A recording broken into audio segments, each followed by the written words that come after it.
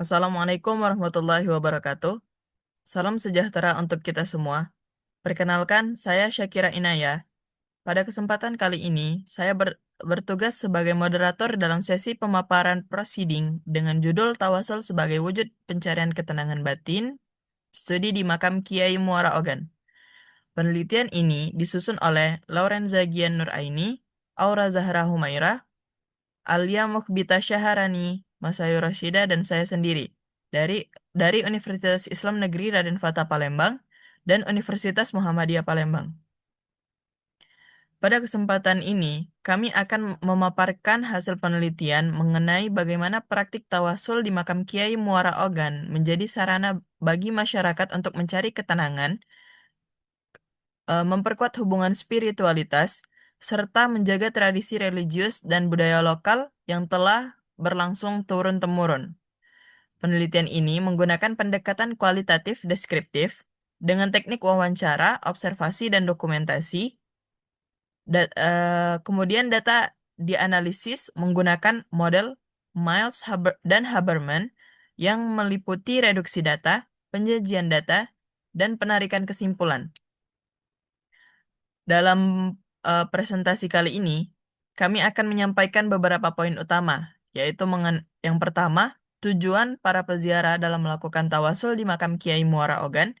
Yang kedua, pengalaman emosional yang dirasakan selama proses ziarah dan tawasul. Yang ketiga, alasan masyarakat memilih makam ini sebagai tempat ziarah dan tawasul. Yang keempat, bentuk-bentuk praktik tawasul yang dilakukan seperti doa, nazar, tahlil, dan sedekah. Yang kelima, motivasi peziarah dalam melakukan tawasul. Dan yang keenam, dampak psikologis dari tawasul termasuk rasa tenang, lega, bahagia, dan kedekatan spiritual. Untuk itu, langsung saja kita saksikan pemaparan lengkap dari hasil penelitian kami.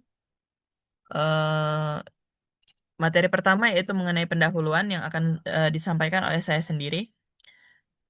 Tawasul merupakan praktik spiritual berdoa kepada Allah Subhanahu wa Ta'ala melalui perantara orang yang soleh.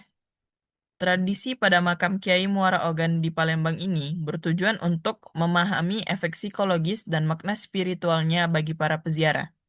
Tawasul memperkuat ikatan spiritual dengan Allah Subhanahu wa Ta'ala dan ulama pilihan yang berdampak positif pada kedamaian batin, kebahagiaan, dan kedekatan spiritual bagi para peziarah. Praktik ini merupakan tradisi keagamaan yang telah lama ada dengan nilai sosial dan budaya yang signifikan. Boleh di next. Nah, selanjutnya, tujuan peziarah melakukan tawasul. Para peziarah melakukan tawasul di makam Kiai Muara Ogan untuk mengirim doa, mencari ketenangan batin, mendoakan keluarga, menunaikan nazar sebagai wujud syukur, serta mendekatkan diri kepada Allah Subhanahu wa Ta'ala melalui suasana makam yang sakral. Praktik ini juga menjadi tradisi keluarga yang terus dilestarikan tanpa adanya keyakinan meminta kepada makam, melainkan berdoa hanya kepada Allah Subhanahu wa Ta'ala. Baik, selanjutnya materi mengenai pengalaman emosional peziarah akan disampaikan oleh Saudari Laurenza. Kepada Saudari Laurenza, kami persilakan. Baik, terima kasih sebelumnya kepada moderator mengenai materi pengalaman emosional peziarah. Yang akan saya sampaikan itu ada dua, yaitu ketenangan batin dan respon emosional yang berbeda. Yang pertama, bagian ketenangan batin, sebagian besar peziarah merasa lebih tenang dan bahagia setelah melakukan tawasul. Perasaan positif ini menunjukkan bahwa praktik tawasul memberikan dampak psikologis yang signifikan, seperti mengurangi kecemasan dan memberi kedamaian dalam jiwa. Eh, Setelahnya ada respon emosional yang berbeda. Peziarah yang doa atau hajatnya belum terkabul merasa stres dan kecewa. Namun, bagi beberapa orang yang doa atau hajatnya telah terkabul, ada perasaan bahagia dan lega yang mendalam. Next.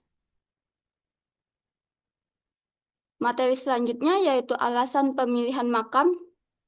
Alasan pe- alasan peziarah memilih makam Kiai Muara Ogan didominasi oleh keyakinan bahwa doa yang dipanjatkan di tempat ini lebih mustajab, sebagaimana diyakini oleh penjaga makam. Bagi sebagian peziarah ini, se- bagi sebagian peziarah lain seperti subjek Z, pemilihan makam ini dipengaruhi oleh tradisi keluarga yang sudah dilakukan sejak lama.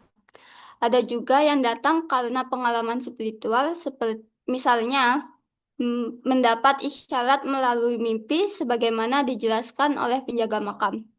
Penjelasan ini sejalan dengan literatur yang menyebutkan bahwa ziarah wali dipilih karena faktor kepercayaan religius, warisan tradisi keluarga, serta pengalaman personal yang memperkuat keyakinan terhadap keberkahan makam ulama. Mungkin segitu saja yang dapat saya sampaikan. Saya kembalikan kepada moderator. Baik, terima kasih kepada Saudari Lorenza. Selanjutnya mengenai motivasi berziarah akan dilanjutkan oleh Saudari Aura Zahra. Kepadanya kami persilakan. Baik, terima kasih moderator. Materi selanjutnya itu ada motivasi berziarah. Yang pertama ada religius dan spiritual, di mana peziarah berziarah untuk memohon doa, meminta kesehatan, keselamatan, atau keberkahan. Hal ini mencerminkan pemahaman mereka bahwa doa yang dipanjatkan di tempat yang suci akan lebih diterima oleh Allah Subhanahu wa Ta'ala.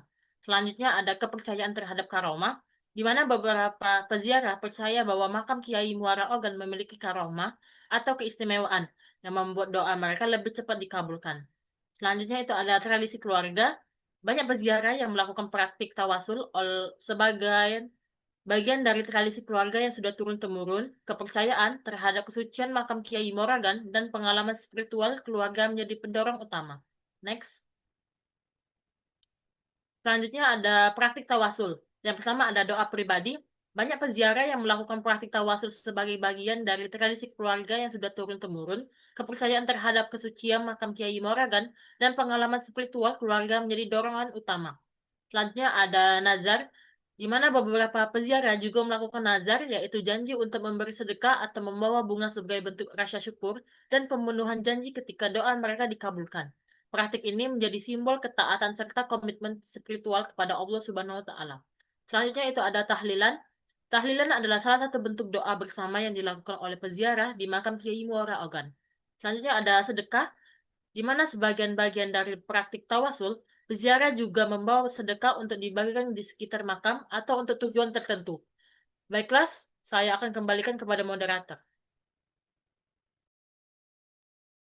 Baik, terima kasih kepada Saudari Aura Zahra. Em, Materi selanjutnya mengenai dampak psikologis dari tawasul akan dilanjutkan oleh Saudari Alia. Kepadanya kami persilakan. Baik, terima kasih moderator. Jadi saya akan melanjutkan penjelasan mengenai dampak psikologis dari tawasul.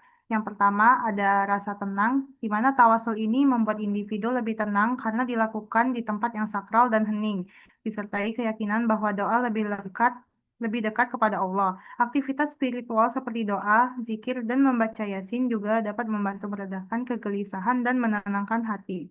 Lalu yang kedua ada rasa lega, yang dimana dalam proses berdoa dan menyampaikan hajat, individu menumpahkan beban pikirannya sehingga terjadi pelepasan emosi. Setelah menyerahkan masalah kepada Allah, maka akan muncul perasaan lega dan lebih ringan secara batin. Lalu yang ketiga ada rasa bahagia, yang dimana banyak peziarah dapat merasakan kebahagiaan setelah tawasul, karena harapan mereka terpenuhi, hajat mereka terkabul, dan munculnya perasaan diperhatikan secara spiritual.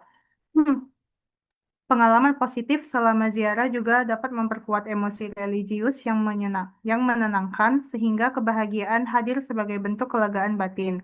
Lalu yang terakhir, terdapat kedekatan spiritual, yang dimana tawasul ini meningkatkan koneksi batin dengan Allah melalui doa yang lebih khusyuk, sehingga individu merasa lebih dekat kepada Tuhan.